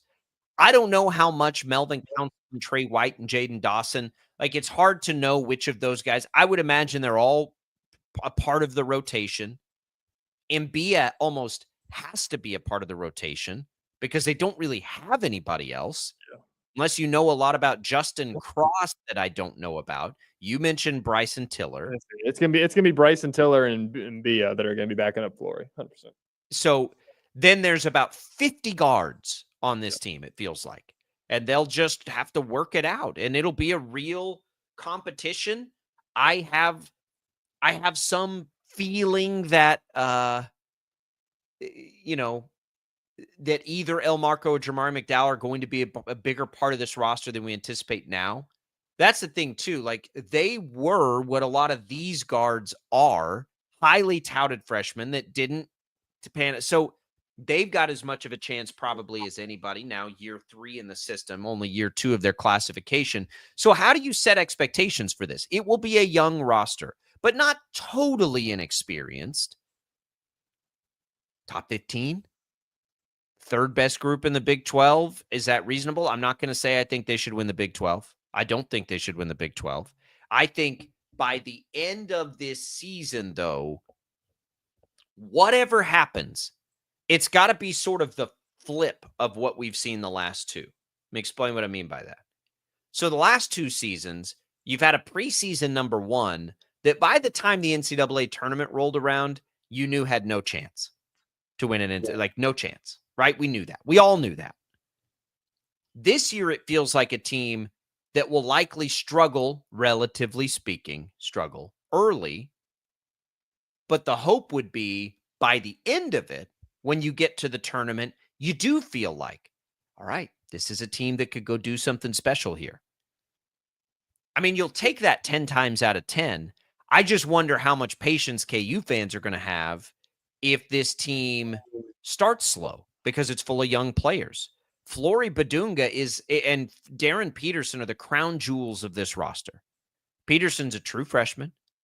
Badunga is a guy who showed us raw talent last year, but he didn't show us anything to make us think he's going to come in and be an All-American. We just think he could be, right? So whatever the expectation is to begin the season, if I'm a KU fan, I throw that out the window. Don't care. Do not care at all. Give me a chip and a chair in the NCAA tournament and have these guys grow into their roles by then, and they'll have a shot. It'll be different than the last couple of years, but that's okay because the last couple of years, we knew in March that those teams weren't going to do anything in the tournament. We knew it, and they didn't, of course, but it wasn't like some big surprise or shock that they got bounced in the NCAA tournament. We could see it coming a mile away.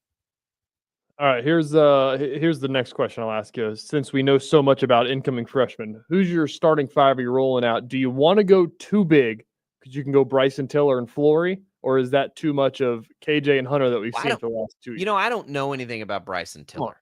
6'10", big guy. He's tall.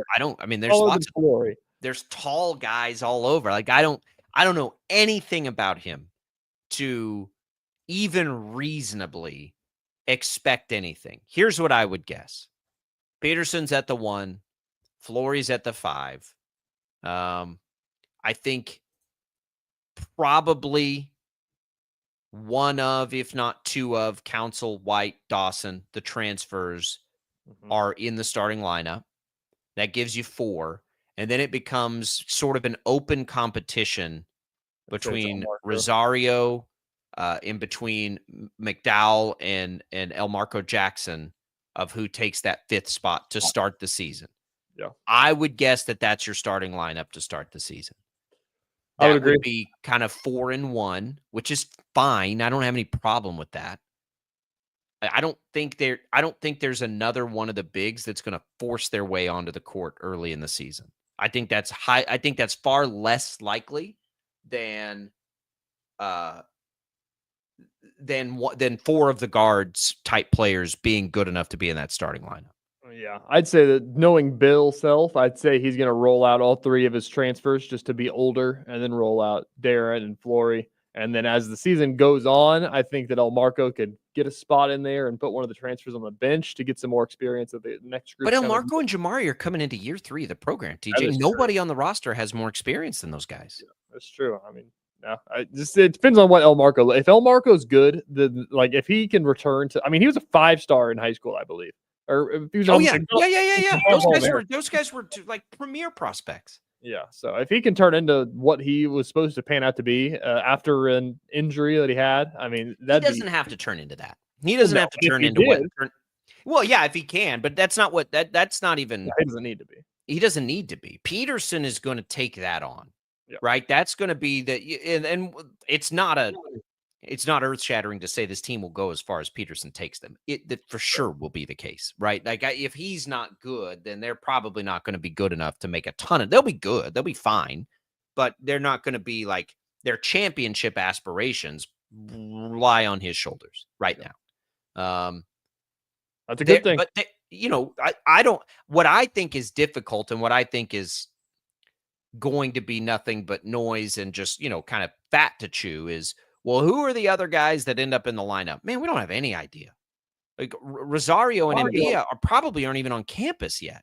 They got to have a chance to get there. They've got to have a chance to work and go up against these 3 incoming transfers. I would tell you, as much as I think either McDowell or El Marco Jackson become like a very meaningful part of this team, one of those 3 transfers is going to do that too. K-State's been... K-State. KU has had this reputation of these transfers not working out, and that's just, I don't think that that's totally true. I would say Hunter Dickinson was highly effective as a transfer coming in. I would say that Remy Martin, it took a little time, was highly effective as a transfer. He helped them win a national title. Dickinson did everything they could have ever wanted him to do. It wasn't always the best fit, but as far as from a production standpoint, my goodness. So I would suspect one of these transfers, if not 2 of them, but are really important pieces for KU this year. They're just not, they weren't the top guy in the class or anything like that, but that's okay. That doesn't really matter. I think that there's a little bit of this. The fact that they got recruited by KU helps this, but they're all 3 of them are 4-star transfers.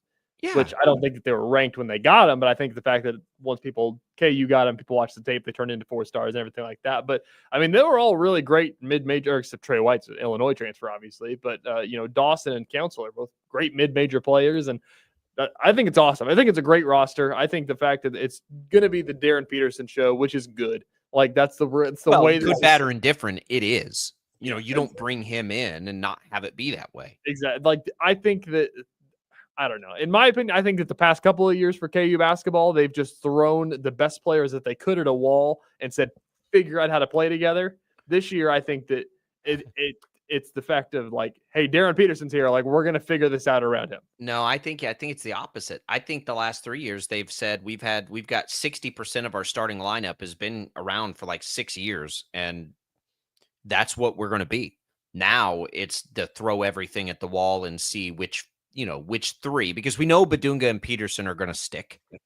Which 3 of this other collection of about 9 guys, and it won't be 3, it'll be probably 6 of them, right? They're going to have a chance to be deeper than they normally are this year too, and rotate. We've seen teams have a lot of success with those sorts of like full-on rotations. That's not something Bill Self normally does. but it probably, especially early in the season, is going to be something that happens this year. There's going to be a lot of guys that split the minutes. Outside probably of Peterson and Badunga, if Badunga can stay out of foul trouble and stay on the floor. Everybody else is probably going to play a ton of minutes. And I don't think that's a bad thing either.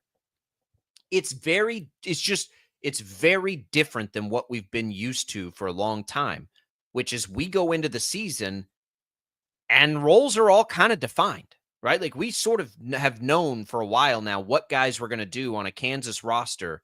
Has it been since Wiggins and Embiid? Every year I've been following Kansas, which was basically right after that, there's not a lot of questions going into a season of what dudes are going to do. They've just just brought back so much every year. Right. When I first got here, it was sort of the Perry Ellis years, and then it turned into the Devontae Graham years, and then it turned into the Frank Mason years, and then it turned into the David McCormick and that run that won him a national title into the last couple of years, and here we are. This is the first time for me it's been a total reset like this at Kansas, and I don't know what to expect with it. Because I'm not, following it closely, used to seeing Bill Self do that. He hasn't done it that much. He's always been somewhere between John Calipari, and the all experienced teams where he does both. He brings in the blue chips, sporadically, but he almost always has guys who sort of know what it takes. It'll take Bill Self being a little different this year. I think this will be a refreshing challenge for him. I do. He's got some coaching staff changes. They bring in Jacques Vaughn and all of these things. I think it'll need to be a little different for him too this year. And it'll be, I think that can be rejuvenating for an older guy to have to sort of redefine it a little bit, or maybe he doesn't have to. Maybe he does what he's always done and it's fine. He's one of the best that's ever done it. But I'll suspect we see a little bit different Bill Self this year because he has to. I think it's going to be awesome. I'm so excited for this year just for the fact that it's going to be a 180 of what we've seen the past 2 years, because I've said that whenever you play Hunter Dickinson on the floor, and this is nothing against Hunter, this is just the way that he likes to play basketball, is the fact that they kind of thrived like in the slowing down and let him post up and then figure it out from there. This team on paper, like, they've got nothing but athletes. Like, I don't know anything about Bia or Tiller or anything like that, but Flory, we saw, like, Flory was getting steals and running a fast break last year. Like, how athletic this team is going to be is going to let him be, let Bill Self, who's one of the best play callers in college basketball, to draw up stuff, to just go so fast. And it's going to be so much fun to watch of what he can do with a roster that basically can do whatever he wants. There's not really any limitations of what I've seen. Cole Rosario add some shooting pieces is going to help to that as well. And then you got the couple athletic big men is the name of the game in college basketball, the way things are going to shape towards the NBA game. So I'm pumped. I can't wait. It's definitely the dog days of summer. I just need something more than watching the Royals lose every night. We're the dog days. At least they've given us some roster news. Let's talk to our guy, Tim Fitzgerald. Maybe he can help us understand this because he's got a good read on the Big 12. And, of course, we'll get the latest on K-State. It's been a lot of football movement for them lately. That's next. Don't go away. More Sports Daily coming right up.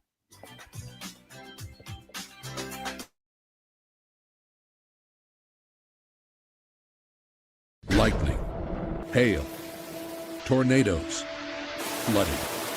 It's the worst of severe weather, and it's coming. Spring brings warmer temperatures, but also dangerous weather conditions. Stay up to date day or night with the Storm Team 12 weather app. You'll get accurate forecasts, so you can plan ahead and stay safe, no matter the weather. Download the Storm Team 12 weather app, brought to you by Stutzman's Greenhouse. The future of television has arrived. Next Gen TV is here with stunning video, movie theater quality sound, enhanced voice clarity, and interactive features, all upgradable for the future. Learn more at watchnextgentv.com. Sometimes people tell us, I don't get it, it's just tea. But let me tell you, we are so much more than just tea. With 20 plus flavors of sweet and unsweet iced tea, the possibilities are endless. Come on in and try them all for free to find your favorite, or get us on the go for your busy lifestyle. And don't miss happy hour every day. So the next time someone tells you it's just tea, Tell them to come by and find out why we say drink tea, be happy. They're not just the canvas of our imagination. They tell a story. Clouds affect the events of your day. Sometimes they growl, sometimes they inspire, but they're always the messengers of nature's mood, written in the sky. Storm Team 12 understands the language of clouds. We're dedicated to decoding their message so you know what to expect. Behind every cloud, there is a story waiting to be told. Trust Ross Jansen and Storm Team 12, alerting you first to the impact on your life. Jim Rome here, lighting up your afternoons on The Jim Rome Show. Catch me starting at 2 on Wichita's #1 sports radio, Kansas Fan Headquarters, 97.5 and 1240 KFH.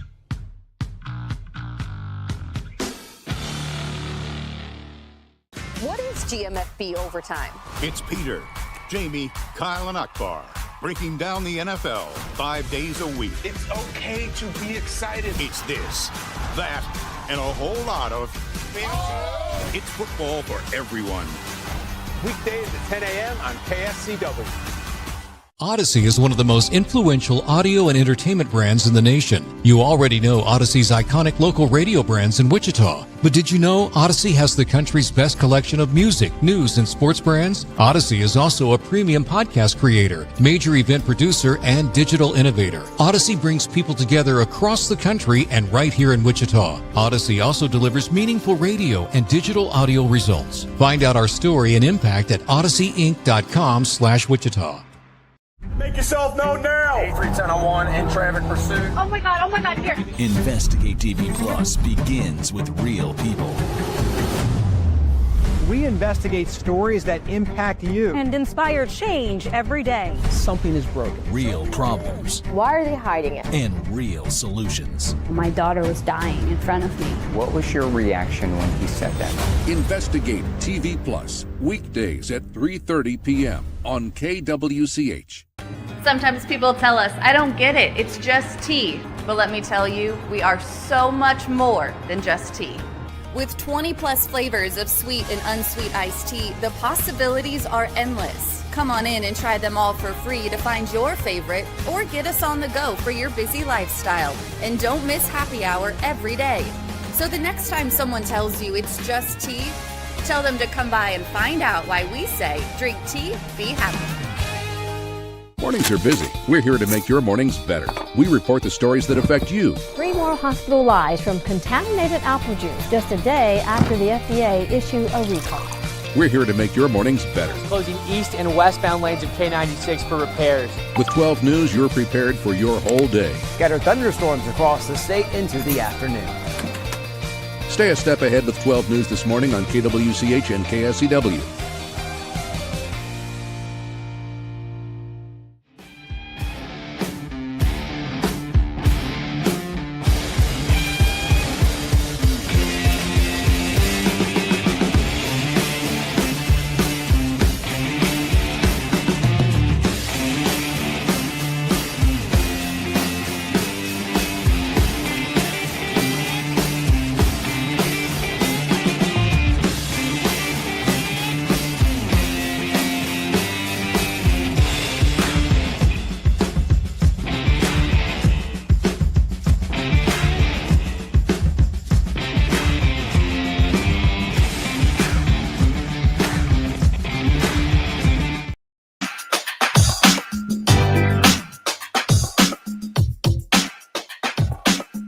And now, digging deeper with the teams you follow, it's another Sports Daily Insider interview on KFH. All right, welcome back in, everybody. It is Sports Daily here on KFH. Jacob Albrock, TJ Cleveland in on this Thursday, joined by our buddy Tim Fitzgerald, publisher GoPowerCat.com. You can find him at Life of Fitz on X. How are you, Fitz? Good morning. Good. I'm good. It's a Thursday. We're progressing towards the weekend. It's always nice to talk to you because I know I'm lazy soon. Listen, it's that time of year. We can all afford to be a little lazy this time of year. I think if we get any time of year, this is the time of year. I'm going to talk K-State and a lot of these guys with you here in just a second. Before we do that, though, we were just talking about Kansas, who added kind of their final piece. They've sort of elevated themselves right back up with a basketball class where where they normally would be. But honestly, it feels like it's been a long time since Bill Self has had a team with this many young players. What do you make of that? Like, as we're trying to size up the Big 12, it's been a long time since they've had a roster like this from an outside perspective, but somebody who follows the league. What are you thinking about with that? Well, this portal just changes everything. I mean, it can scramble a conference in 1 year. And also, if you add a lot of pieces, I know this because I cover Kansas State. If you add a lot of pieces and they don't quite fit together, you're in trouble. And if they hit, man, you got some magic. But the portal just changed everything. I think the portal has affected basketball more and the NIL, in part because there's fewer players to have to get through the portal and pay NIL to. But it's created a level of chaos that I kind of enjoy. I mean, it kind of scrambles everything, but it's going to be strange because I don't think Kansas is going to be. I don't know when they vote for preseason polls. I'm not sure where to put them, but I don't think it's going to be in the top 2 slots. Interesting. Fitz, I'm wondering, I haven't talked to you since all of the house stuff has came down. I'm sure that you're digging into this, trying to figure out everything like everybody is. Nobody knows numbers or how anything is going to work. But it's so interesting to me. Have you gotten any kind of pulse on how K-State's going to handle this, how much they'll invest in football, how much they'll invest in basketball? Are they investing heavily? How are they doing it? Yeah, all I've really been told is, it was a working number of about 90% will be football and men's basketball because it's revenue sharing. And that's where most of the revenue comes from. And then I think women's basketball is next, and everyone else is kind of, I don't want to say scraps, but probably getting less. They have less impact on revenue, less money. I'm really interested to know how the basketball blue bloods are going to balance trying to keep football up and basketball up. In some sad way, you got to choose. And maybe you can split it, split that arrow perfectly and get it right where you balance your money perfectly. But boy, there's going to be some programs that are they're not even going to pay much attention to men's basketball, which is sad, but football's that important. Well, it is. That was one of the first things I thought about. And it's like Kentucky is going to prioritize football. They're in the SEC, right? I don't know that Duke is going to prioritize football. Kansas sort of falls in the middle. Obviously, Arizona probably will prioritize football. UConn doesn't really have to worry about it. Who are the other blue bloods, right? Gonzaga doesn't have to worry about it. I think it's advantage Big East. Kansas is the one I can't decide what they'll prioritize. They're building a new football stadium, though. Don't they kind of have to go football a little bit?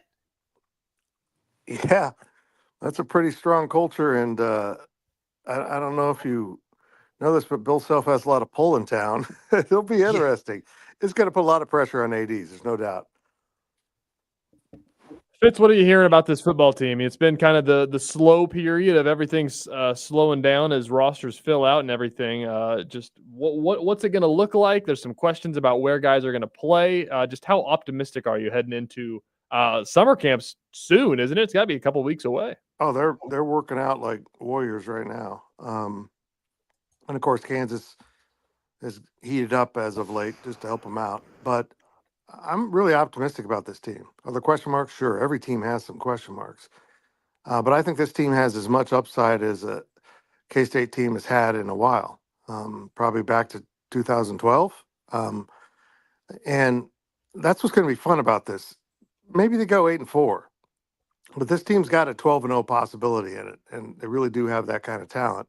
But you got to stay healthy. You got to do some things right during the season, but you also have good fortune. And they've really focused on building up depth so that they can get through those situations. But keeping Avery Johnson upright is a big part of that plan. And if you can do that, I think this is going to be a really good team. But I also know this. August 23rd in Ireland, we're going to find out a lot about two Big 12 leaders.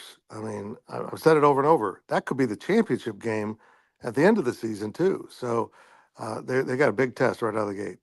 Right out of the gate. Are they ready for that big test? I mean, in a transfer portal era where there's going to be a lot of new things happening for a lot of teams, I mean, K-State's as well positioned as anybody as far as like the experience coming back in some key spots, aren't they? Yeah, I think so. And I think a lot of the guys they had in the portal have played a lot of football. George Fitzpatrick at left tackle has got a lot of football under his belt. Not a lot of starts because he was at Ohio State. But I think those guys, it really will be important for those guys to adjust very quickly. But coming from Ohio State, I think they'll be fine with all the exterior things. It'll all be interior with how you operate as a Kansas State Wildcat. Fitz, I'm going to ask you about Lincoln because we love our Kansas kids. I know he's up there wearing number 0 playing tight end, first of all, which is quite the tight end number.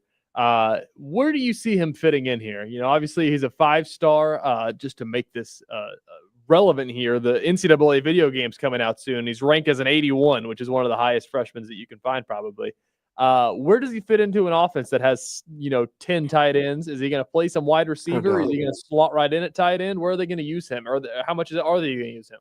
Yeah, that is a big mystery. You nailed it. I think they'll use him in a variety of ways, but very specific ways. Because keep in mind, he wasn't here for spring football. He did choose to stay at home and run track, which I think was a brilliant idea. Go to prom, be a high school kid one more semester. I'm fully in support of that. But it also puts you under a lot of pressure coming in the summer to acclimate, pick everything up. So I think they'll, work him in with some specific duties. What those are, I'm not sure. He's basically the 5th tight end at the highest right now on this team because they returned 4 guys who all showed out last year. You were great. Yeah. So how they're going to balance this, I don't know.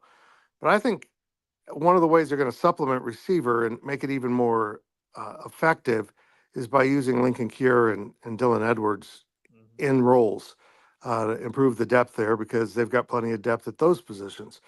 So we'll see how all that pans out. But being number 0, a tight end wearing 0, excuse my language, is pretty badass. I think Daniel and Matter Bebe did it when his transfer year at K-State, and it looked pretty cool. It's gonna like the concepts in the offense could be probably pretty unique to anything we've seen, but doesn't that fit Avery Johnson's style a little bit with his ability to move around, keep plays alive? Like he's this new NFL prototype of just keep it alive, right? And then who knows what happens. I think that's why the tight ends have been so good. I like that idea though. You just split out a running back, split out a tight end, like use all these guys in different ways and keep people guessing. Kind of makes me think they're going to throw a little more than maybe some other years. Or do you think they'll still return to the ground and be primarily a run-based team? I think they're going to put the ball, this is just my guess from talking to Matt Wells, they're going to put the ball in Avery's hands and do a lot of run-pass option. Give him the ability to decide what this play is going to be based on the defense. So it's hard to say exactly what they called. You might end up thinking it's going to be a run play, but it ends up being a throw because Avery saw something. They're putting a lot on this kid's shoulders. And we saw him make bad decisions last year and where to put the ball on occasion. They feel like he's advanced himself a lot. He's seeing opposing defenses pre-snap much better. And if that's true, he should be able to move them around in some plays. We'll find out. And I think they'll have the ability to get to the edge a lot better than last year's team. And if they can, that just opens up a lot. They want to play in space. They want Dylan Edwards and these guys to have one-on-one matchups, and we'll see if they can create that. As I said, I kind of talked on my next question of Avery and Dylan for that matter, but mostly Avery here, is that it still feels to me, probably because I've watched him in high school, is that, he's still a young kid learning how to play quarterback at the college level. But, this is his 3rd year of college football. He's an upperclassman. He's draft eligible at the end of this year. Do you see him taking a major step forward? He did last year. Does he turn into an upperclassman leader? Does his game change at all? Do we see the young flashes still? What do you expect at Avery this year? Yeah, I think he'll be advanced, both physically and mentally as a quarterback. The question becomes how much. If it's substantial, particularly in the physical aspect, we're going to notice a lot. If Avery Johnson stays healthy and he is indeed improved, this team's going to be really good because they struggled when he was injured, and that eliminated the run aspect. As soon as he got healthy for the Rate Bowl and they put it back in, boom, off goes the offense. When you've got a weapon like that, you have to be able to use him. And when he's banged up, it turns into more of a pocket passer. It just doesn't work very well. But if he's improved as a pocket passer, maybe they can get by with that. I'm not sure, but keeping him healthy is a huge key. But boy, quarterbacks get banged around, let alone running quarterbacks. Well, then let's take that one step further. What does Tim Fitzgerald put the chances Avery Johnson's back for a fourth year next year? That's a great question, Jacob. I think probably as I sit here right now, like 75%. You think 75% he would play as a fourth year player? Yeah. I mean, honestly, is he an NFL quarterback? That's kind of just the question of. I definitely think he's an NFL. Is he a quarterback next year? I mean, though. Yeah, that's exactly it. I think he is an NFL quarterback. I think the game is meeting Avery Johnson at a perfect time, because as Jacob said, mobile quarterbacks are now the fashion, which is kind of amazing for the NFL. But I think he might need another year of physical development for the scouts. He looks great, but another year in the weight room, I think, would make him a very noticeable, that nobody would be complaining about his size because he'll be that thick. And if they can keep his speed on him, like they improved his speed and muscle mass in 1 year, they can continue to do that. He's just going to get that much more valuable. As we sit here now, I think he'll be back for a fourth year. But again, if he stays healthy and erupts, boy, everyone's going to know his name. Well, here's the elephant in the room on that question. If the rules change and his NIL is suppressed, might not be as enticing to come back for a fourth year. Yeah. We gotta watch it. All right, Fitz, we're out of time. Go powercat.com. Find everything from Fitz. Go follow him at Life of Fitz on X. We'll talk again next week. Stay lazy today. Let's all do it. I know. I love it. All right. There goes Tim Fitzgerald. We'll come back. More Sports Daily. Don't go away.